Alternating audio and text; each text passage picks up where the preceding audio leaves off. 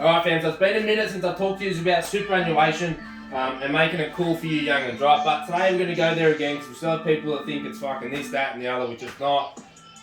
Forget all your prejudices around super, around shares, around property, okay? They all have their own, everything has their own positive, crypto, whatever, have their own positive in their own way.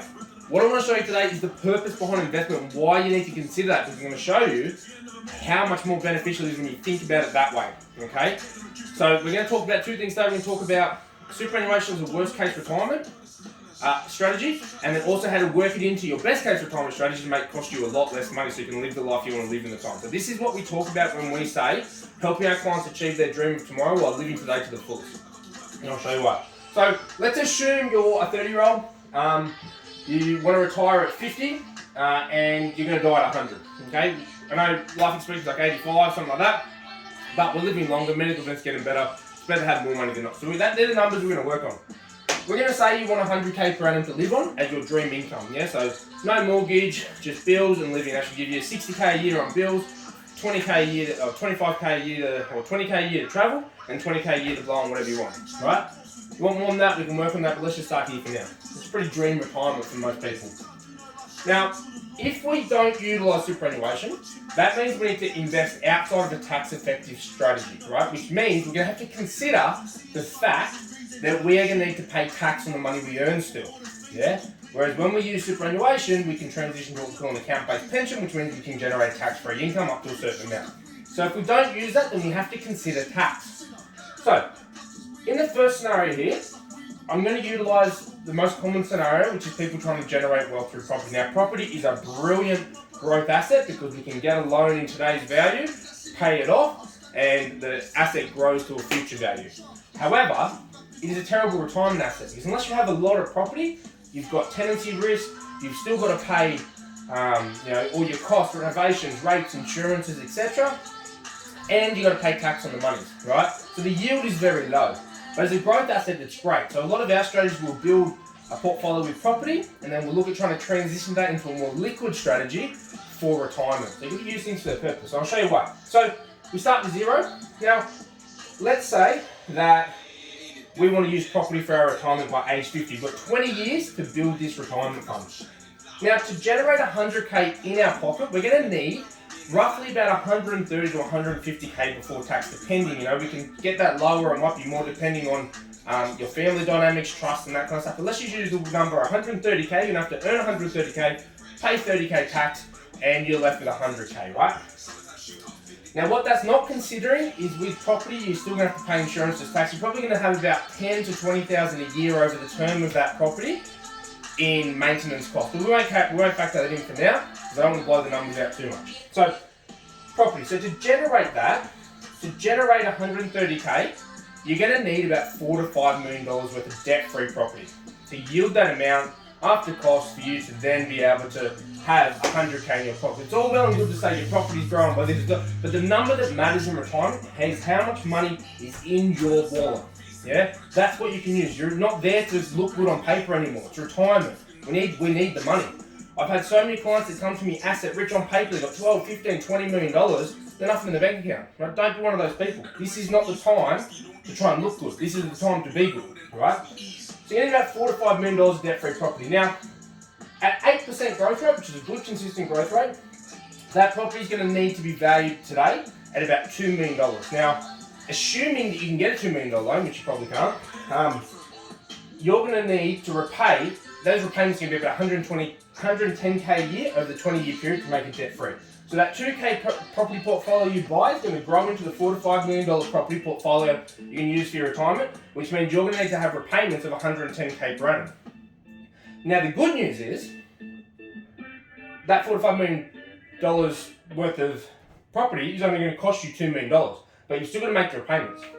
At a 2% loan, 110k per annum, which means you're going to have to earn, depending on your tax rate, family situation, but roughly 150k or more a year, pay tax, and then take that money and invest it.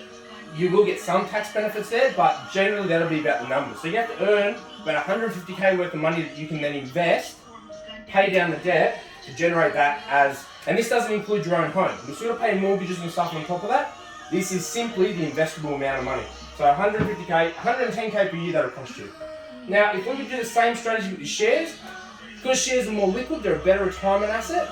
I always say, if you want to go on holidays, you want to spend 100 grand, you can't sell the lounge room in a house. But you can sell 100. You're going to sell the whole property, but you can sell 100 grand worth of shares.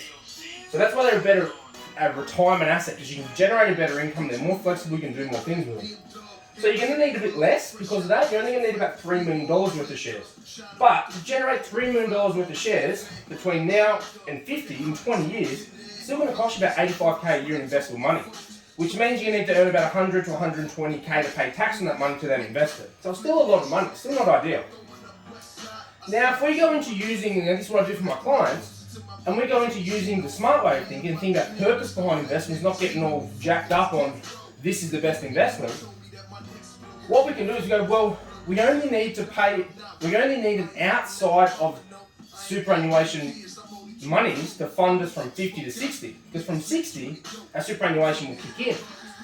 And but whatever your thoughts are on it, it is the best way. It's the only place you can get tax-free money legally in retirement. So we say retirement phase 1 can be age 50. Now, to generate 100k a year for 10 years, you can need about 800k, right? So in our share portfolio, our property portfolio, whatever it is, you only need to generate 800k now, outside of super by the age of 50 to fund that period. And then we can let super kick in from 60, which means we only need to generate 100k a year inside super tax-free for the rest of our life. We're only going to need about 1.6 mil. So straight away, total amount of retirement wealth that you need has dropped from 4 to 5 million, from 3 million down to 2.4 million.